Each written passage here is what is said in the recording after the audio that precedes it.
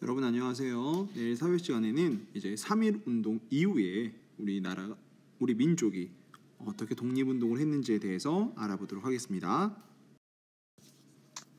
이전의 독립운동처럼 3.1 운동 이후의 독립운동도 민족의 실력을 키우기 위해서 했던 운동들, 그리고 무력으로 저항했던 것들이 있습니다. 자, 그러면 자세히 한번 알아보도록 할게요. 3.1 운동 이후에 일제는 식민 통치 방법을 바꿨는데요. 무력 통치가 아니라, 이전에는 막 칼과 총으로 무력으로 통치를 했었죠. 이제는 무력 통치가 아니라 저기 아래쪽에 보이는 이 문화 통치를 했는데요. 그래서 헌병 경찰, 공포 분위기를 없애려는 그런 헌병 경찰을 폐지를 했습니다.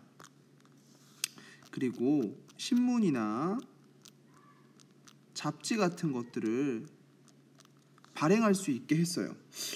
듣고 보면 괜찮을 것 같다라고 생각을 우리가 할 수도 있겠는데, 조금 더 자세히 살펴보면요, 경찰력을 높여서 결국에는 뭔가 이런 분위기를 편안한 분위기로 만들어줬느냐? 사실 그렇진 않았다라는 거죠. 그리고 신문을 낼 때도 있어서 미리 검열을 했습니다. 그래서 식민 지배를 비판하는 그런 내용들을 먼저 삭제를 해버렸어요. 그러니까 올바른 그런 내용이 나갈 수 있었을까요? 그렇게 내기는 힘들었겠죠. 이렇게 식민 통치를 하는 데 있어서 문화 통치라고 이름을 바꾸면서 괜히 잘해주는 것 같이, 풀어주는 것 같은 그런 느낌을 주는 이유는, 이런 식민 지배에 대한 저항하려는 의지를 약화시키기 위해서, 우리 민족이 여기서 더 이상 저항하지 않도록 하기 위해서 왠지 분위기가 풀어주는 듯한 그런 분위기를 만들어주려고 했던 거죠. 그리고 한편으로는 친일파 세력, 친일 세력을 많이 키움으로써 우리 민족 스스로 분열시키기 위한 그런 목적이 있었습니다. 그래서 우리 민족 지도자들은요, 이런 어려움을 극복하고 독립을 하기 위해서 실력을 키워야 된다라고 했던 거죠. 그래서 우리의 실력을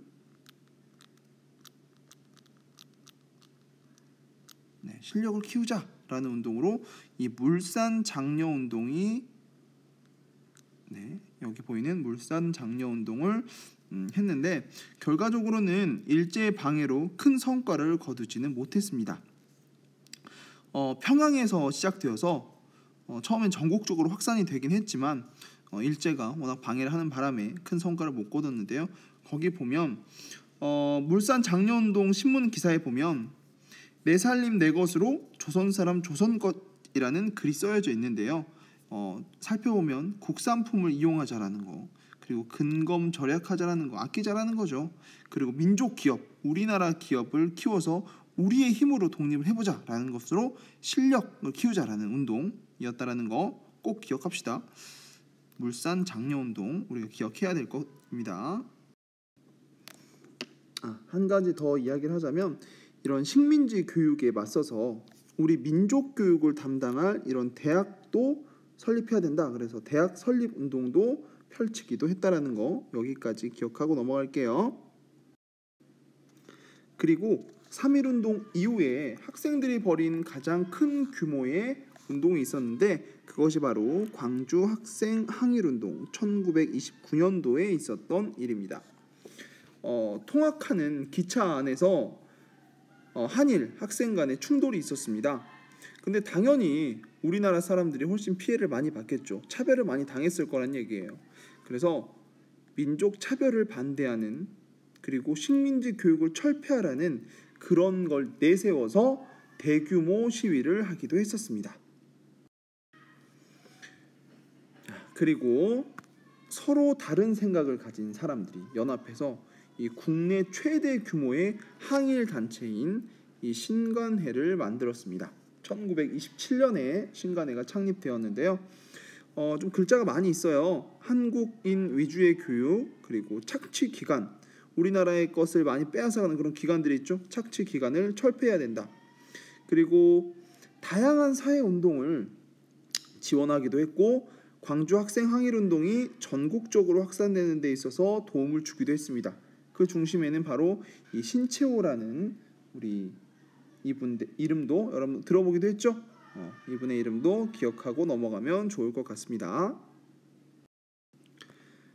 조금 전까지 봤던 내용은 우리의 실력을 키우기 위한 그런 내용이었다고 한다면, 지금에 나오는 내용은 본격적으로 이 무장 독립 운동입니다.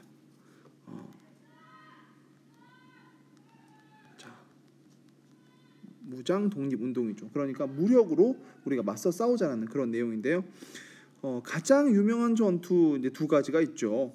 봉오동 전투와 청산리 대첩이 있는데, 그 배경을 살펴보면 우리나라 사람들이 이 만주와 연해주로 가서 독립군 부대를 조직을 했단 말이에요. 그렇게 해서 국내에 있는 일본 경찰서와 일본군을 공격을 했습니다. 그러니까는 일본 애들 입장에서는 막 짜증이 난 거야. 그래서 만주까지 쫓아와가지고 막 독립군을 공격하고 했는데, 자, 우리가 먼저 자리를 잡고 지형을 잘 알고 있었기 때문에 이 봉오동 전투 하면 우리 홍범도 장군이 있고요. 청산리 대첩 하면 김자진 장군이 있습니다. 여기에서 아주 크게 대박으로 무찔렀죠, 일본을. 근데 독립군에 패하고 나서 일본군은 그래, 열 받겠지, 열 받아. 그래서 열 받아서 이 만주에 있는 그리고 연해주에 있던 우리 민족들을 탄압하고, 그러면서 독립군 부대의 활동은 점점 어려워지기도 했습니다. 한편 1920년대 중반 이후에는 대한민국 임시정부가 이끌던 독립운동이 일제가 워낙 탄압을 이제 하니까 어려웠단 말이에요. 그래서 1931년 이 한인 애국단을 조직했는데, 여러분들이 백범 김구 선생 알고 있죠? 선생님이 이제 특징을 살려서 그린다고 해봤는데, 아무튼 이 김구가 조직한 한인 애국단이 있었습니다. 이 사람들은 일제의 주요 인물들을 처단하는 그런 역할을 했어요. 특히 여러분들 교과서에도 나와 있는 이봉창 그리고 윤봉길 의사가 있습니다. 이 사람들은요, 여러분들 뭐 교과서의 내용도 자세히 보면 알겠지만 일본 왕에게 폭탄을 투척을 했는데, 사실 여기에서는 좀 뒤에 떨어졌다고 해요. 그래서 일본 왕을 명중시키진 못했다고 하고요. 그리고 윤봉길 의사는 이 총사령관, 일본 총사령관에게 폭탄을 투척해가지고 이 단상을 향해서 폭탄을 투척해서 총사령관과 일본인이 이제 쓰러진 그런 사건인데, 사실 이 두 분은 모두 이제 체포돼서 순국을 했죠. 그랬는데 여기에서 누가 감동을 받았냐? 중국이 감동을 받은 거야. 와, 대단하다. 니네 진짜 애국정신이 엄청 뛰어나다. 막 생각을 해서 중국이 대한민국 임시정부를 지원하는 계기가 되었다고 합니다. 그 외에 교과서를 보면 이회영이라는 사람이 나와요. 그리고 그 형제들에 대한 이야기가 나오는데, 여러분 이거는 교과서 내용 읽어보면 될 것 같으니까 수업 시간에 여러분들 읽어보도록 하겠습니다. 자, 여러분들이 쭉 지금까지 살펴보면요, 3.1운동 이후의 독립운동으로 실력을 키우자라는 그런 운동이 있었고, 무력으로 저항한 운동이 있었습니다.